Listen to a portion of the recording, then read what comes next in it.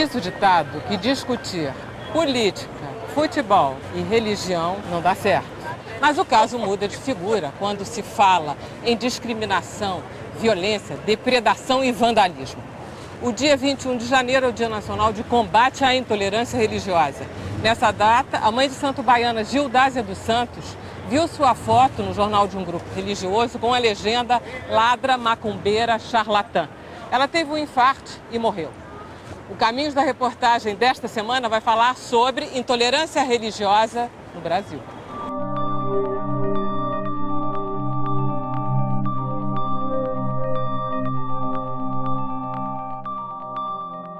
Eu não conheço alguma religião que seja totalmente tolerante, aberta e fraternal com as demais. Todas as religiões, elas têm a veleidade de serem as donas da verdade.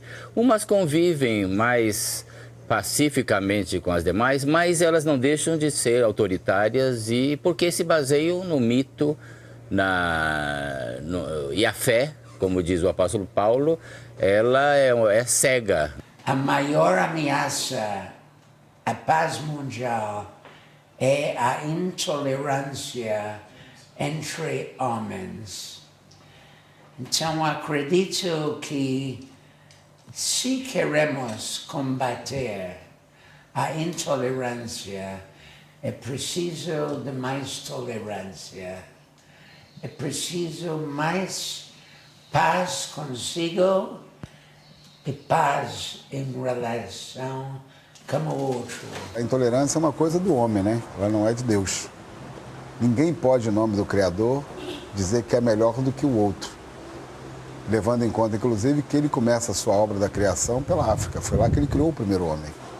Então, toda essa visão do respeito ao Criador, das forças da natureza, que vai se mudando de acordo com cada povo que vai migrando para um lado e para o outro e começa a ter uma forma diferente de reverenciar a Deus, mas ninguém pode dizer que tem uma forma melhor, porque isso já é elemento do próprio homem. O homem no seu código moral, o homem naquilo que ele acredita, naquele que ele tem como valor, ele acaba dizendo que um é melhor do que o outro, uma coisa é menor e a outra coisa é mais importante. E aí vem da ambição, do ódio, né? E do poder. Porque, na verdade, a intolerância ela tem a ver com poder. Sempre há alguns julgando o seu posicionamento como saudável, como útil, como necessário, e outros realmente querendo menosprezar aquilo. Aí o lado é pouco importante, porque é uma guerra onde ninguém tem razão. Aliás, ninguém tem razão numa guerra. O primeiro princípio de qualquer intolerância, que seja religiosa, que seja por gênero, que seja por uma ideia de raça ou de cultura, ela tem que imediatamente ser abolida e tratada antes que cresça. É como ervas daninhas no jardim. Você não deixa elas crescerem porque depois elas tomam conta. A intolerância religiosa é algumas pessoas isoladamente que não estão preparados, que não fizeram um curso para o pastorado, que entra dentro de uma parte chamada fanatismo. Então, não quer dizer que isso aí seja os evangélicos, sejam os religiosos do nosso país. O fato de discordar é um direito de qualquer pessoa. É um direito seu de discordar de mim, é o direito meu de discordar de ti. Porém, não é direito nem meu, nem o teu, nem de ninguém desrespeitar um ao outro. No Brasil, as principais vítimas da intolerância religiosa são os seguidores dos ritos de origem africana, como a Umbanda e o Candomblé. Isso não quer dizer que os judeus, os católicos, os muçulmanos, budistas, espíritas, evangélicos estejam a salvo de eventuais perseguições. Tudo começa quando alguns homens se consideram melhores do que outros. A minha religião é a verdadeira, o meu Deus gosta mais de mim do que de você, e aí começa a intolerância religiosa. Eu acho que o que aumentou foi a visibilidade das situações de intolerância. O que aumentou, e isso é bom, é o debate sobre o assunto. Não é? Porque a existência de mesclas e misturas, etc., não assegura uma convivência pacífica sempre. Não é? Uma tolerância cotidiana absoluta. Não é? Em diversas situações que muitas vezes têm origem não religiosa, mas social, esse tipo de preconceito aflora. Nós até vivemos numa situação mais ou menos tranquila. Porém, nós não estamos completamente cobertos, não é? Para que isso não aconteça aqui no Brasil. Não é? Então, nós temos que tomar esse cuidado, essa cautela, para que as religiões possam compartilhar, possam ser harmônicas, possam viver em paz, para que a gente não possa ser impregnado, não é, por esse clima de intolerância que se apresenta em muitos países. A gente vem um crescente desses números, mais de 500% a cada ano de aumento das denúncias. No ano de 2011, nós tínhamos 15 casos, quando começou, e isso que a gente registrou assim, praticamente os 2 últimos meses do ano.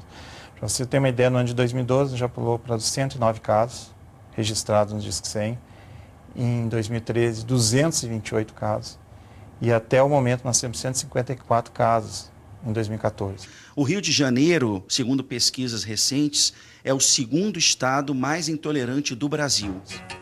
No município de Duque de Caxias, no Rio de Janeiro, este terreiro de candomblé já foi atacado 8 vezes. O vandalismo começou com a destruição de símbolos religiosos e foi se agravando. No último ataque, o local foi incendiado.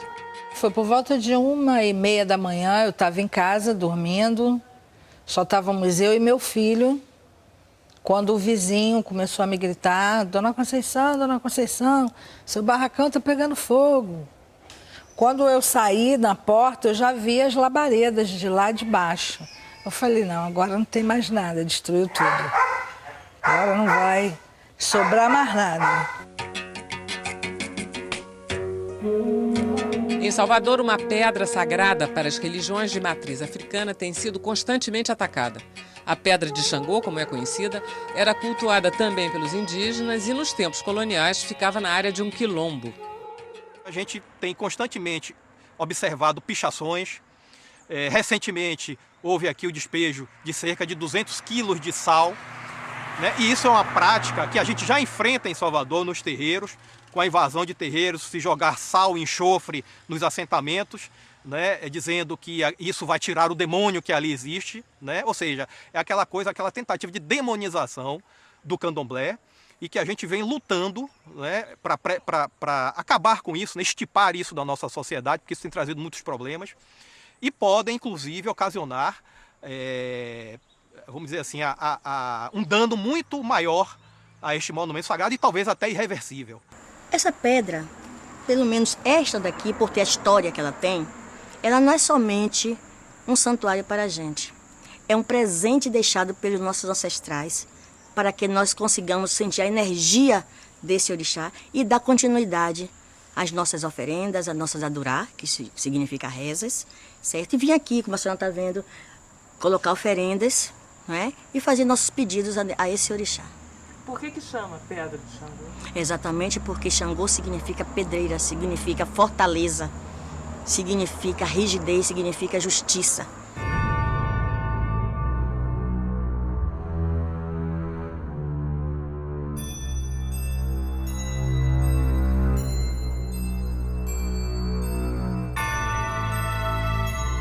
A intolerância religiosa não atinge apenas as religiões de origem africana. No sul de Minas, capelas e igrejas católicas têm sido alvo de vandalismo. Os ataques começaram em março e até agora 7 delas foram incendiadas. Como as igrejinhas ficam em áreas rurais, a ação dos bandidos foi facilitada. Em todas as depredações, o grupo deixou a mesma marca, uma cruz de sal grosso. São grupos, mas infelizmente às vezes colocados por lideranças religiosas, sim, institucionalizadas, não é? E isso é um perigo, não é? Porque nenhuma religião séria deveria pregar o ódio, não é? Pregar que o outro não vale nada, não é? Pregar a não dignidade do outro, não é? Isso não é religião séria. Então nós temos, infelizmente, casos tanto de grupos, claro, isolados que nós temos, mas também não podemos deixar de ver que há, sim, uma institucionalização da intolerância. Se uma pessoa chegar aqui e dizer assim: pastor, eu sou do candomblé, seja muito bem-vindo, Deus abençoe e sente aqui. Então, se ele está aqui na minha igreja, ele vai ouvir a palavra de Deus. Eu não vou agredir a ele, Eu vou falar da palavra de Deus. Eu não vou falar contra os guias deles, eu não vou falar que a religião dele não presta, que a religião dele é errada. O país, ele é laico. Então isso tem que ser completamente respeitado. Então, quando você vê um caso de uma igreja evangélica, ela lutou contra uma pessoa que era do candomblé, que era da macumba, seja o que aqui seja, ele está completamente errado. Uma questão também que tem sido recorrente, está se registrando com certa frequência, é a utilização de meios de comunicação, como TVs e rádios, para promoção e ataque a diferentes religiões, diferentes segmentos religiosos. É um ato de intolerância, é um ato de violência, né? Porque você tá promovendo, você está fazendo proselitismo ali da sua religião, usando um veículo público e impondo, né, ao mesmo tempo, que o outro faça adesão a esse processo, né?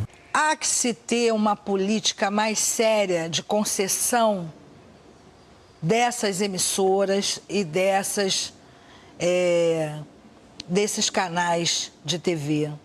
Há que se ter uma postura mais séria com relação a isso, porque é 24 horas um canal de TV nos endemonizando.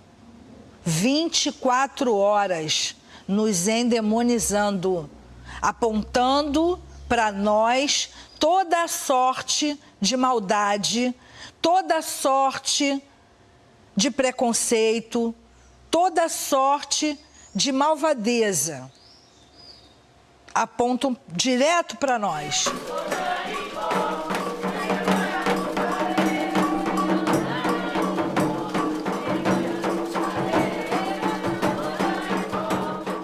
No Rio de Janeiro houve casos na Ilha do Governador, em áreas aqui da própria Zona Oeste, onde pessoas armadas, que é uma coisa muito contraditória, né? Que algumas pessoas que se dizem, vamos dizer, maus evangélicos, se dizem traficante evangélico, imagina, expulsa, proíbe de tocar um bando candomblé. Isso é uma contradição, porque quando você muda de vida para uma religião, você está disposto a deixar a sua vida preguiça para trás e ser uma nova pessoa, naquilo que você acredita. Esse é um fato concreto. Na Ilha do Governador, várias casas foram fechadas, há problemas ali naquela região do Vaz Lobo, na zona da Leopoldina, né? Tem lugares que você não pode andar de branco. A ampla maioria dos casos diz respeito a acusações verbais, né? A manifestação de ódio e acusações verbais e ameaças, principalmente, né? Todas no sentido de repressão e de limitação à prática religiosa do outro.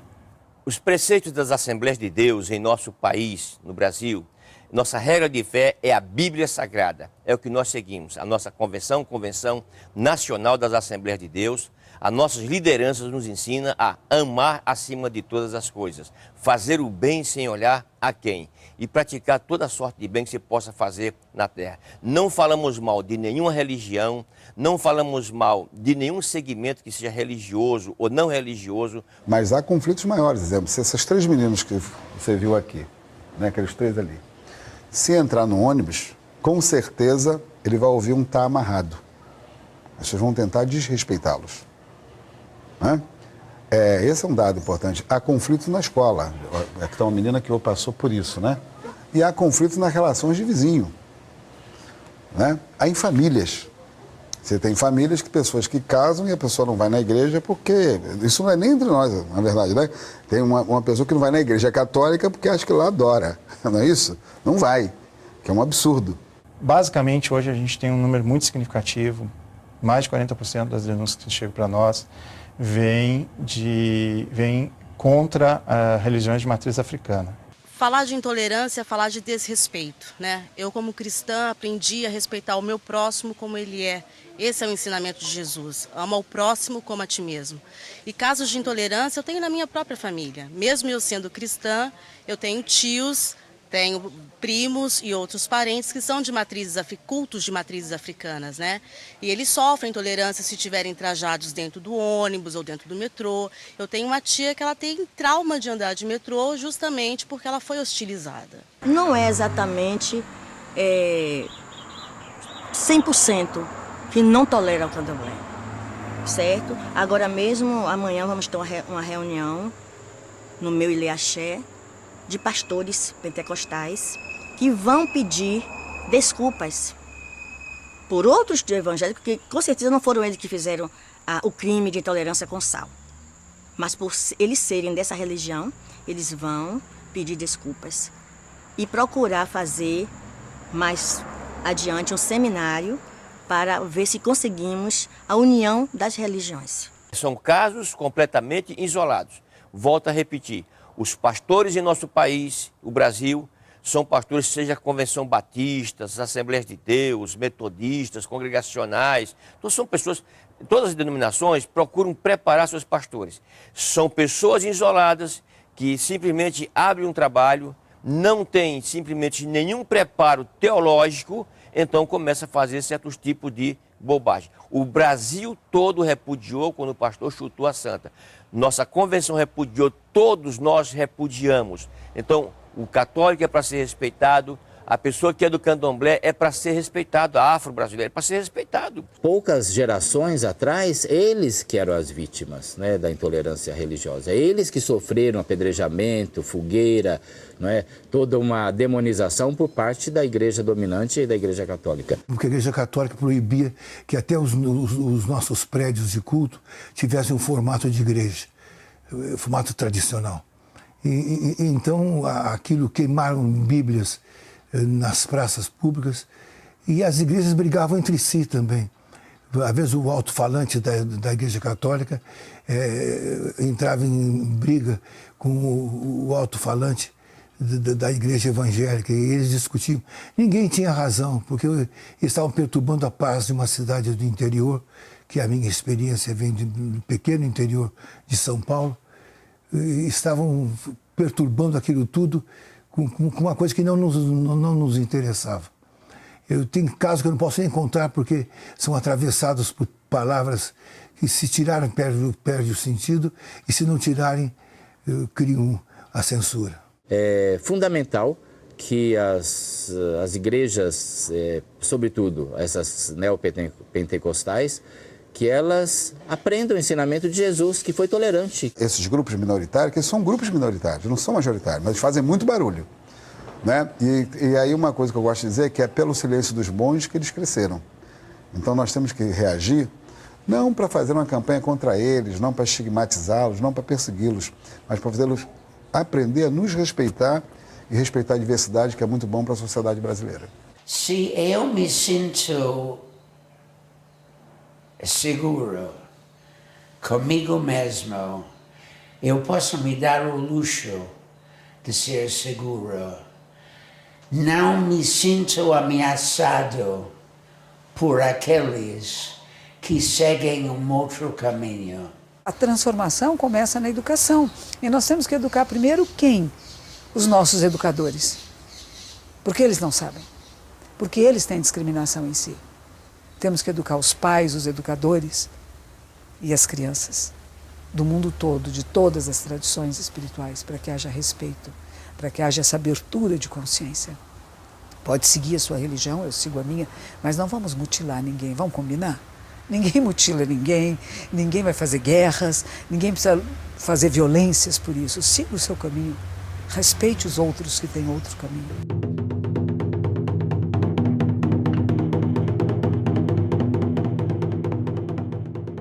É maravilhoso que mantenhamos culturas e espécies diferentes de comunicação com o sagrado e essa procura da essência da vida que cada um de nós tem, inclusive aqueles que não seguem nenhuma tradição espiritual. Que bom que seja assim. E cabe a nós respeitar. Nós temos que ter uma educação, e a mudança é por educação, e educação em todos os meios possíveis de comunicação, para uma cultura que seja uma cultura de inclusão e de respeito à diversidade, à pluralidade, e não de exclusão e anulação e extermínio, como ainda existem algumas pessoas que pensam assim e que acham que tenho que elevar a minha tradição, o meu valor, e para isso eu tenho que exterminar os outros. Isso não existe. Isso é um passado da humanidade, é uma maneira antiga que nós não precisamos mais dela. Nós não precisamos mais dessa violência. Nós podemos conviver em harmonia. A seguir, a chegada de religiões de diferentes matrizes no Brasil e a história do sincretismo religioso.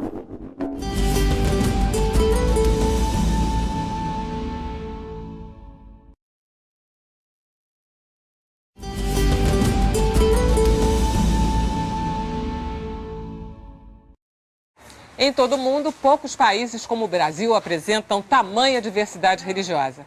Mas como se deu essa transformação desde a chegada dos colonizadores até essa fé globalizada dos dias de hoje?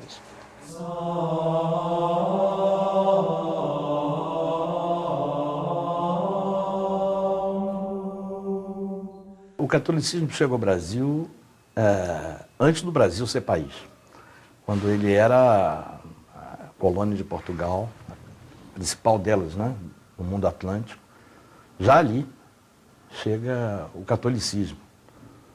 Já ali se reza a primeira missa, né? E nessa altura o catolicismo já era a única religião aceita em Portugal.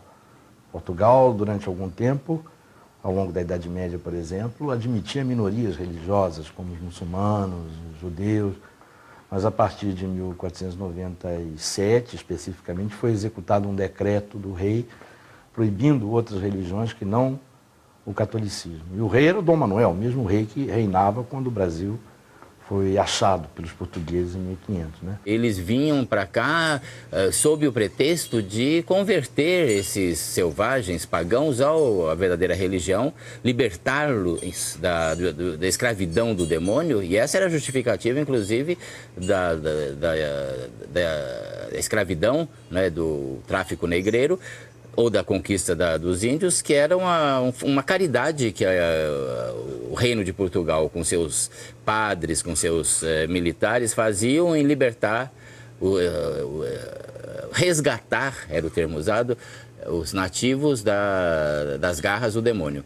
O sincretismo, que é a mescla entre crenças e rituais de diversas religiões, ele começa logo no século XVI, logo no século XVI. Um exemplo muito bom disso é o início da catequese da população indígena no litoral, a partir de meados do século XVI, quando os jesuítas, que foram os protagonistas pelo lado português dessa evangelização, se utilizaram de vários aspectos das crenças tupinambás para conseguir exatamente doutrinar os índios, né? Nomeando os elementos do catolicismo através de vocábulos da língua tupi-guarani, que era conhecida na época como língua geral, não é? E isso, claro, que favoreceu imensamente as misturas, né? Como, por exemplo, a denominação de Deus como Tupã, ou Tupanaçu, grande Deus, sendo Açu sufixo de grandeza na língua dos tupinambás, né? O Brasil sempre foi uma grande geleia geral de crenças. Eu gostaria mais de falar em crenças do que em religião. Empregavam-se instrumentos religiosos e festas religiosas para atrair os índios para dentro da igreja. Então, eu diria que essa forma de fazer conversar tradições religiosas, digamos, de uma linhagem com o catolicismo, sempre estiveram presentes.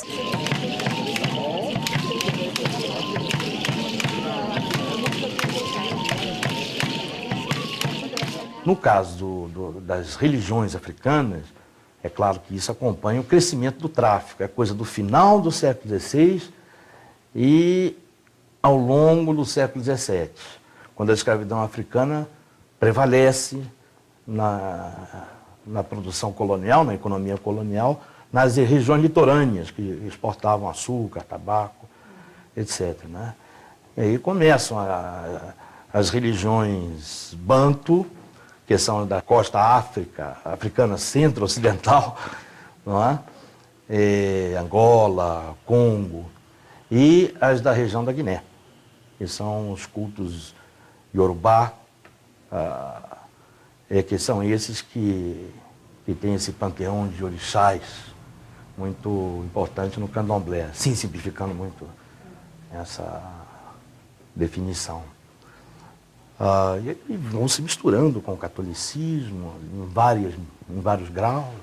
As festas religiosas, por exemplo, elas tinham a participação dos africanos, muitas vezes fantasiados, né, tocando os seus atabaques, tocando os seus instrumentos musicais para começar, muitas vezes utilizando as festas religiosas para suas procissões de quikumbe, por exemplo, que é um ritual africano, notadamente de Moçambique e Angola, que diz respeito à passagem do menino da infância para a adolescência. Eles são circuncidados, há uma festa, e esses quicumbes muitas vezes acompanhavam as procissões de Nossa Senhora, dos santos de devoção. E o alvo central da Inquisição nessa altura eram os cristãos novos de origem judaica, que eram muito numerosos e foram muito importantes para esse início da economia açucareira no Brasil, e que eram suspeitos de guardarem em segredo nas suas casas nas tradições judaicas.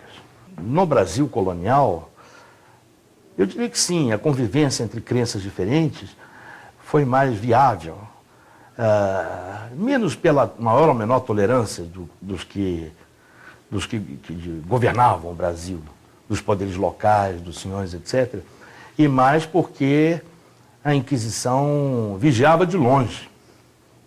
Não tinha um tribunal da Inquisição instalado no Brasil, como tinha na América Espanhola. A partir já de 1880, 1890, basta a gente pegar um texto como o do João do Rio, para nós percebermos claramente como há uma espécie de grande mobilidade, né, entre as mais diversas crenças. E o que nós vamos perceber, sobretudo através da circulação dos jornais, é que era muito comum, por exemplo, as pessoas saírem da Igreja dos Capuchinhos, que era no centro do Rio de Janeiro, atravessar a rua e ir para o terreiro do Pai Gambá, que era ali na frente, onde as pessoas iam fazer exatamente o mesmo pedido, né? Um marido para suas filhas, um bom casamento, recuperar um marido fujão, uma situação econômica que não tivesse em bom estado. E nós vamos ter também uma espécie de inversão da sociedade escravista nesses terreiros, porque nesses terreiros quem dá as cartas é o negro escravo e quem obedece é o senhorzinho branco ou a iaiazinha branca que vai ao terreiro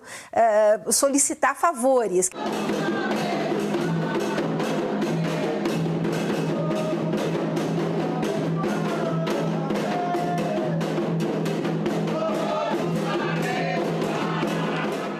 Com a chegada da República, os negros passam a ser vistos como um problema para uma sociedade que quer se modernizar e renega seu passado colonial escravista. O Brasil se torna um país laico, ou seja, sem religião oficial. O catolicismo ainda dá as cartas e, dentro desse quadro, as práticas religiosas de matriz africana começam a ser consideradas caso de polícia. A nossa jovem república vai fazer uma constituição que é extremamente conservadora e que vai pedir a cabeça dos espíritas e dos terreiros de candomblé, porque nós temos ali artigos que dizem com rigor que toda e qualquer prática de cura ou toda e qualquer embuste de crença, né, será punido com prisão, com penas pecuniárias. Eu acho que está na nossa herança escravista, não é? E uma certa intolerância cristã, eu diria. Mas, na atualidade, eu acho que isso tem muito a ver com a discriminação social e o preconceito racial. Eu acho que a intolerância religiosa é apenas sinônimo de outras formas de intolerância, quer dizer, é não suportar a diferença, né? E nós, no Brasil, temos essa grande dificuldade de não suportarmos a diferença, não só com relação à religião, mas com relação à cor, com relação a... Eu digo que o machismo é uma forma de intolerância, né? Eu acho que um dos fatores para o crescimento da intolerância religiosa é exatamente o desconhecer o outro, né?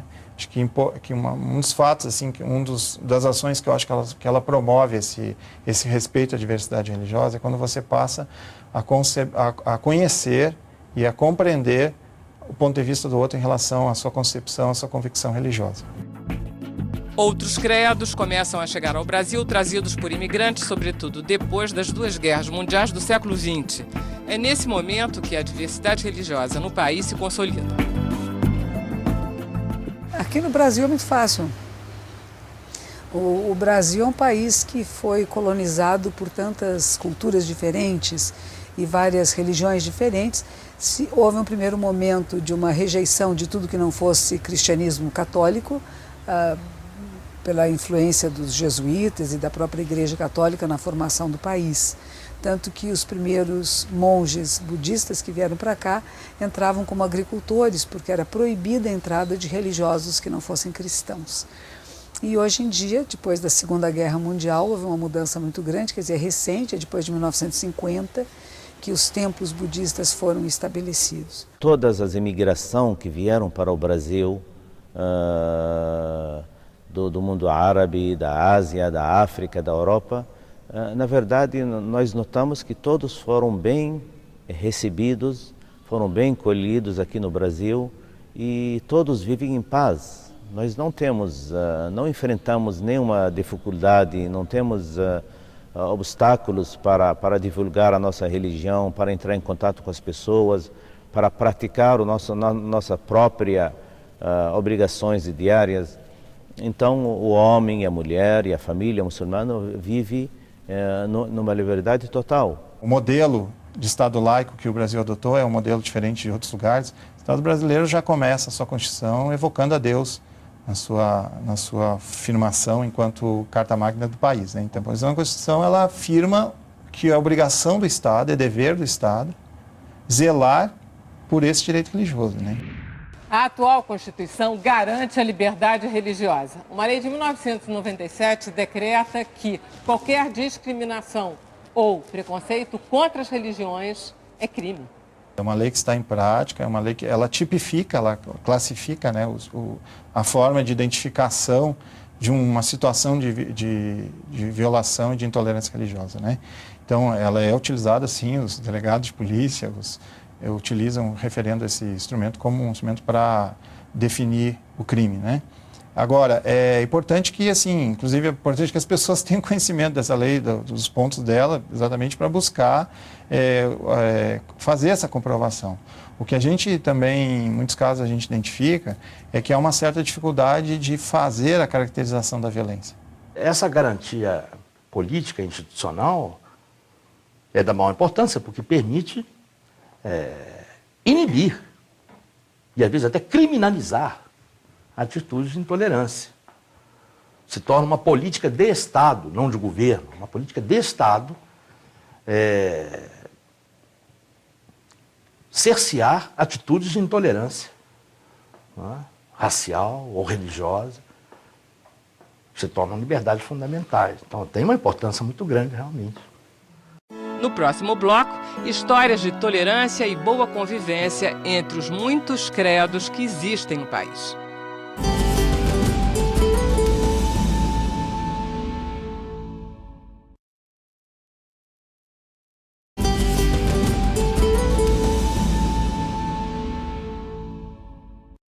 Nós estamos em Foz do Iguaçu, que fica no extremo oeste do estado do Paraná, no sul do Brasil. É uma comunidade pequena, de uns 300 mil habitantes, mas com uma das maiores, se não a maior multiplicidade cultural do país. Aqui convivem italianos com alemães, com portugueses, com ucranianos, com paraguaios, com argentinos, com japoneses, com chineses, com libaneses. E aqui está a mais linda mesquita brasileira.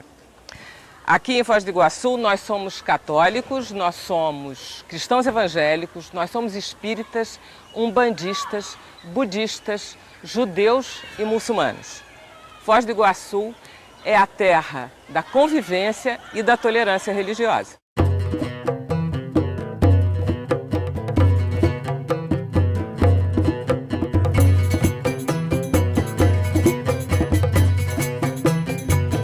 Uma das explicações para a junção de tantas religiões é o fato de Foz do Iguaçu ficar na região conhecida como Tríplice Fronteira, onde Argentina, Paraguai e Brasil se encontram às margens do Rio Paraná. E para completar, durante a construção da usina de Itaipu, a região atraiu muita gente de outros países que aqui chegaram trazendo seus costumes e seus credos. Temos libaneses, sírios, palestinos, temos alguns africanos, tem do Paquistão, alguns paquistaneses que moram na região. Então temos várias nacionalidades. Todos sentem que está vivendo no seu lar, na sua casa, pela a bondade, a irmandade, a tranquilidade do povo brasileiro. Ao andar pelas ruas de Foz do Iguaçu, você percebe claramente a força da religião islâmica. Por todos os lados é possível ver mulheres e meninas usando véus. Um comportamento já totalmente incorporado à rotina da cidade. É até bonito de se ver várias religiões convivendo harmonicamente numa cidade como Foz do Iguaçu, né? Eu acredito que é uma cidade atípica das demais do Brasil, né? E do que acontece no mundo, né? Aqui é uma convivência maravilhosa. Foz do Iguaçu, como é uma cidade de várias etnias, sempre foi um envolvimento tranquilo com todas as religiões. A convivência de religiões também tem seu lado prático em Foz do Iguaçu. Recentemente, muçulmanos e católicos se uniram em um encontro em louvor a Maria. A organização foi da Pastoral da Criança. Fomos muito bem acolhidos, muito bem recebidos por eles, trabalhamos em harmonia total. Foi uma parceria muito gratificante e de grande aprendizado também. Por quê? É uma etnia diferente e a gente vê o respeito deles, aprendemos assim a ver que no Alcorão, que é a Bíblia, no Alcorão existe mais de 30% que fala sobre Maria. E isso pra gente, nós acabamos aprendendo muito, ouvir eles falar de Maria, aprendemos a amar ainda muito mais Maria. Nós, Pastoral da Criança, nós trabalhamos ecumenicamente. Tanto é que temos outras religiões, coordenadoras, líderes de outras religiões trabalhando conosco. Inclusive, temos até coordenadoras paroquiais que são evangélicas, são de outra religião. Isso faz com que a gente trabalhe e atendemos as crianças católica, não temos distinção de cor, raça ou credo religioso. O exemplo de Foz nos faz lembrar de uma experiência do Brasil colonial. Durante a ocupação holandesa, no século XVII, Pernambuco foi um polo de convivência de 3 religiões monoteístas, como em nenhum outro lugar do mundo naquela época. Existe a convivência num mesmo espaço, sobretudo no Recife, que tinha 10 a 12 mil pessoas, você pode imaginar, de 3 confissões rivais, o calvinismo, o catolicismo e o judaísmo. Dizer que havia tolerância entre essas comunidades talvez seja um pouco exagero, porque os predicantes calvinistas viviam se queixando do governador, se queixando da excessiva visibilidade do catolicismo, que de vez em quando era autorizado a fazer umas procissões, ou também da visibilidade exagerada do judaísmo, porque os judeus se deslocavam em massa para a sinagoga nos dias festivos e no sábado, etc. Né? Quem arbitrava, o governador ao qual me referi, é o Maurício Nassau. O Maurício Nassau procurava equilibrar essas divergências, não é? E fez isso com êxito. 8 de dezembro, festa de Oxum, dia de Nossa Senhora da Conceição da Praia, padroeira da Bahia, aqui em Salvador. Quando os missionários jesuítas de fé católica que chegaram junto com os descobridores portugueses, eles encontraram a religião dos indígenas e pouco tempo depois chegaram os africanos com suas crenças e seus rituais. Os encontros e, sobretudo, os desencontros dessas 3 religiões, mais contribuições do judaísmo e do islamismo, formam o que nós chamamos de sincretismo, que é o fenômeno que atesta a profunda religiosidade brasileira e sua alta tolerância religiosa.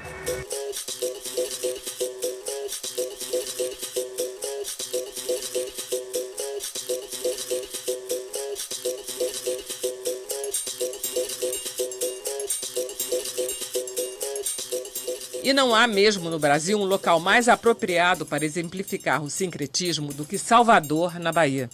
Aqui fés se mesclam, se tornam uma só. O mesmo fiel que vai orar para o santo católico leva uma guia no pescoço e não dispensa um axé do orixá na porta da igreja.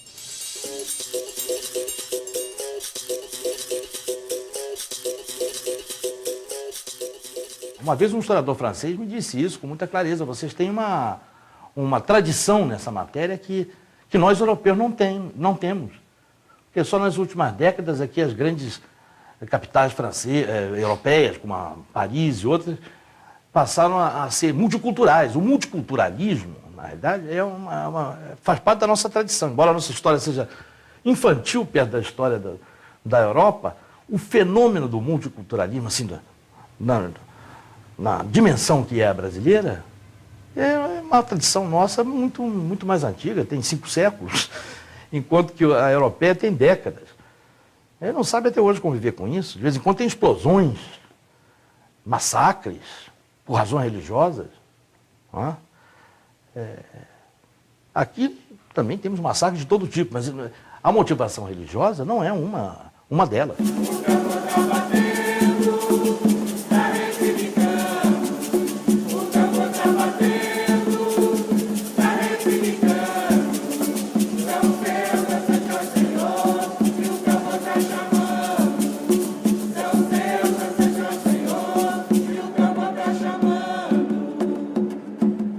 Em muitos pontos do país é possível ver na prática a união de católicos e seguidores de religiões de matriz africana.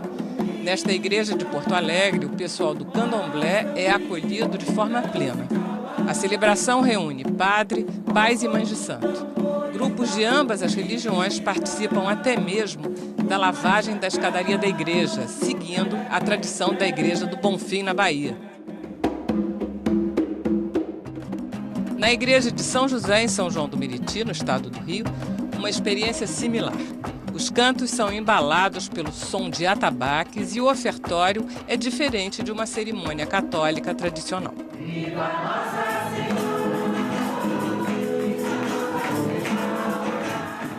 Há muitos anos atrás, nós criamos um círculo de cooperação interreligiosa aqui de São Paulo.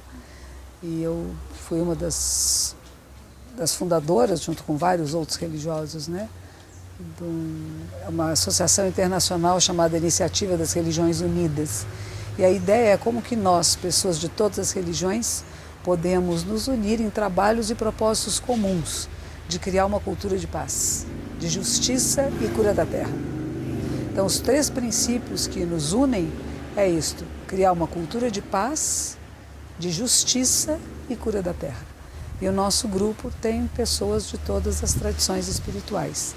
Indígenas, de origem de matriz africana, temos rabinos do judaísmo, temos sheiks do islamismo, temos várias tradições cristãs, desde os católicos a muitos grupos protestantes e os vários grupos budistas, né? Então a gente procura acolher pessoas de todas as tradições espirituais, desde que os nossos propósitos sejam comuns, que seja uma cultura de paz, que haja justiça, não discriminação, não preconceitos, e que nós possamos cuidar também do meio ambiente, que é a nossa vida, a nossa casa comum. Eu vejo, em parte da Igreja Católica, né, na sua postura, mudando com relação a isso, né? Você vê o caso aqui do Rio de Janeiro, né? É inegável. Quando o arcebispo do Rio, na visita do Papa, promove o meu encontro com o Papa, isso é um dado histórico e novo. Não é? Porque é uma religião que historicamente sempre foi perseguida. E foi o único líder religioso que o Papa abraça na sua visita. Então isso é um sinal novo, né? A gente agora não pode ficar atuando, olhando com o retrovisor para o passado, não é? Nós temos que viver o hoje. O que a igreja quer hoje, o que a igreja pensa hoje. Que nós não devemos, não podemos perseguir os grupos afros. Aqui no Rio de Janeiro, quem contribuiu muito para que os terreiros de Umbanda e de Candomblé pudessem se regularizar perante os órgãos públicos foi a PUC. O departamento da PUC, de Direito da PUC, os advogados da PUC, os professores da PUC, fizeram uma cartilha e ofereceram aos grupos afros para que eles pudessem ter ali um mecanismo de regularizar os seus terreiros, para que eles pudessem gozar das mesmas imunidades e dos mesmos direitos que a Constituição Federal dá à Igreja Católica. respeitamos a cada cidadão brasileiro, porque é um país laico e temos esse respeito tremendamente a todas as vidas. Não é possível vivermos com comportamentos do século XIX quando estamos no século XXI. Agora, eu diria que a intolerância é, de fato, um comportamento muito individual e eu diria que ela passa pelas intolerâncias com S. Intolerância sempre no plural. Eu acho que quem é intolerante com uma coisa é intolerante com todo o resto. E é isso que nós temos que mudar. Nós não vamos fazer uma sociedade democrática e cidadã se continuarmos convivendo com isso. Eu acho muito difícil a convivência de homem com homem. E a religião tem atrapalhado mais do que ajudado. É muito difícil, porque a gente se irrita com facilidade. Nós sempre queremos ter razão. Os nossos dogmas são os únicos que devem ser respeitados. As nossas doutrinas políticas, econômicas e de qualquer outro setor devem ser levadas em conta, mas nós não fazemos o mesmo quando nos apresentam teses ou opiniões diferentes. Jesus Cristo disse, não julgueis para que não sejais julgados, porque com o critério com que julgarem os outros, julgarão também a vocês. A única maneira de romper barreiras discriminatórias é convivência, educação e convivência. Se a gente separar os grupos, cada vez mais separados ficam, né? Veio a São Paulo, há uns 2 anos atrás, um grupo de cantores jovens, eram da Palestina, de Israel, eles eram judeus, eram palestinos, eram islâmicos, muçulmanos e cristãos. Chamava-se o Coral da Paz. Pouca gente ficou sabendo. São jovens que viajam o mundo todo dizendo a paz é possível. Somos de tradições espirituais bem diferentes, onde há pessoas que se matam por causa disso. Nós cantamos juntos.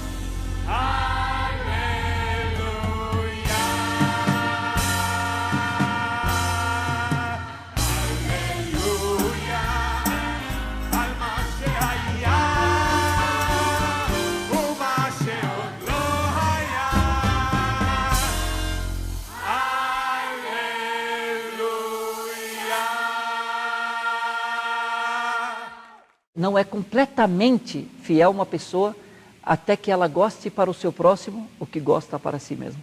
Então, da mesma forma que eu não gosto que alguém me imponha algo, me force a fazer algo, eu também não posso desejar isso para outra pessoa. Então, dessa forma, através do respeito, respeitar a sua honra, respeitar a sua propriedade, respeitar a sua consciência, respeitar a sua liberdade, respeitar a sua família, respeitar os seus direitos, se eu aplicar isso na minha vida prática, no meu cotidiano, eu serei respeitado da mesma forma.